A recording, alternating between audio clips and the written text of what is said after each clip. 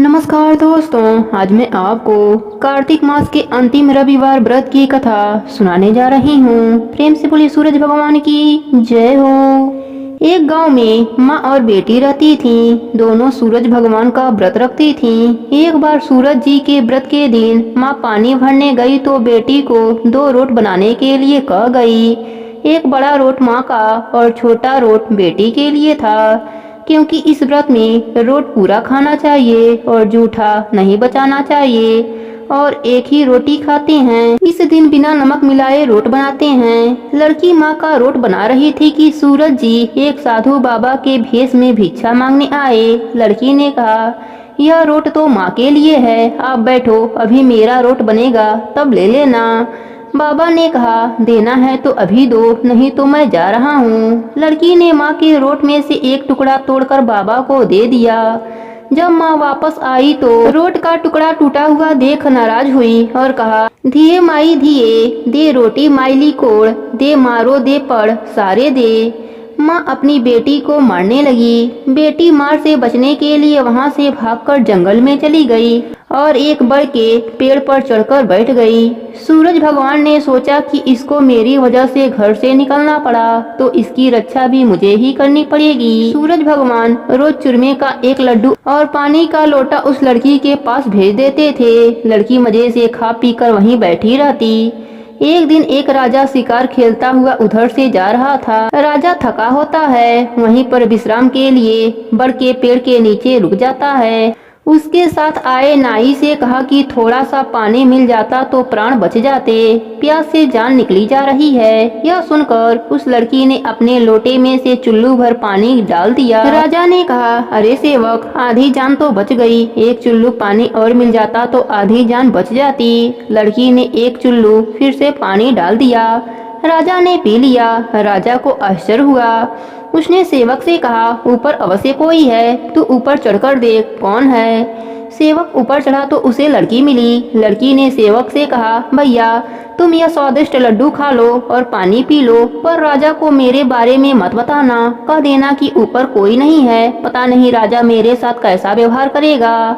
सेवक भूख प्यास से परेशान था। उसने लड्डू खाया, पानी पिया और नीचे जाकर राजा से कह दिया कि ऊपर कोई नहीं है। राजा ने सेवक से कहा, तू ऊपर गया था तो थका हुआ था और आया तो तरोताजा दिख रहा है। नहाया और खाया हुआ मनुष्य छिपता नहीं है। मुझे संशय हो रहा है, मैं खुद ऊपर जाकर देखता हूँ। राजा पेड़ पर चढ़ा, वहाँ सुंदर सी ब्राह्मणी कन्या को पाया। राजा ने कहा, डरो नहीं, तुम बहुत सुंदर हो, मेरे साथ चलो, मैं तुमसे विवाह करना चाहता हूँ। लड़की राजा के साथ चली गई। राजा ने उसके साथ विवाह कर लिया। साल भर में ही उसने एक सुंदर बालक को जन्म दिया। उसकी अन्य रानियां, उसकी देवरानियां, जेठानियां आदि उसकी और उसके पुत्र की सुंदरता से बहुत जलती थीं। सूरज जी का व्रत आया। लड़की रानी ने व्रत के लिए रोट बनाया।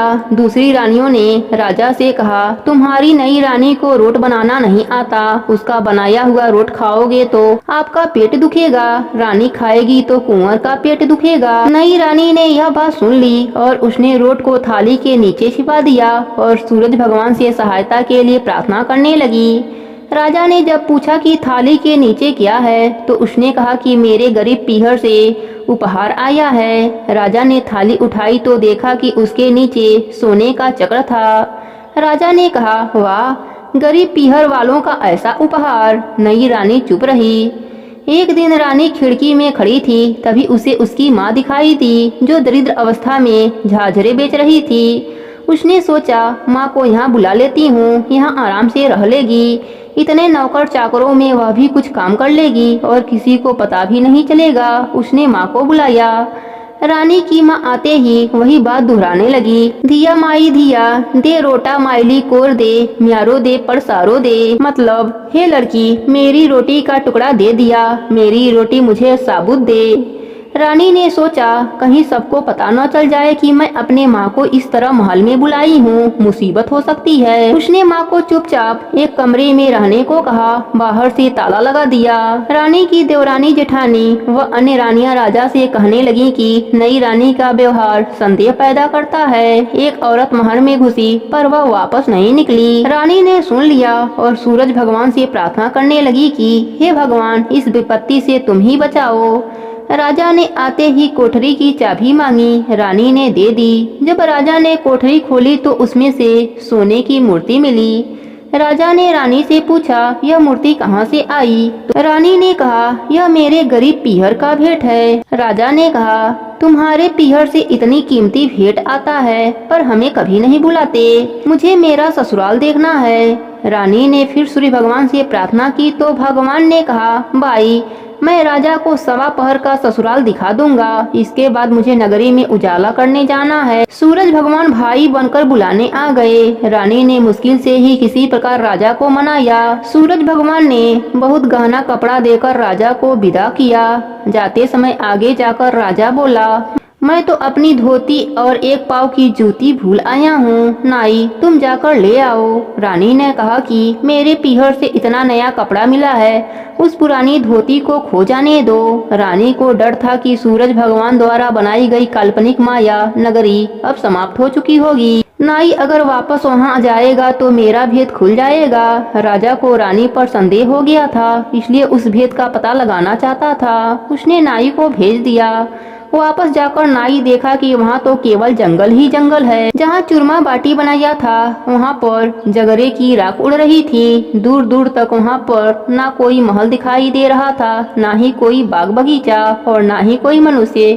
केवल एक बड़े पेड़ पर धोती सूख रही थी और पेड़ के नीचे जूती पड़ी थी। नाई ने जल्दी से उन्हें उठाया और वहां से भागा और जाकर राजा से सारी बात बताई। राजा ने तलवार निकाली और रानी के गर्दन पर रख दी और पूछा, सच सच बताओ क्या बात है? रानी ने सब कुछ बता दिया। हे सूरज भगवान, जैसे आपने ब्राह्मण कन्या को राज सुख दिया वैसे ही अपने सभी भक्तों पर अपनी कृपा बनाए रखना। प्रेम से बोलिए सूरज भगवान की जय हो।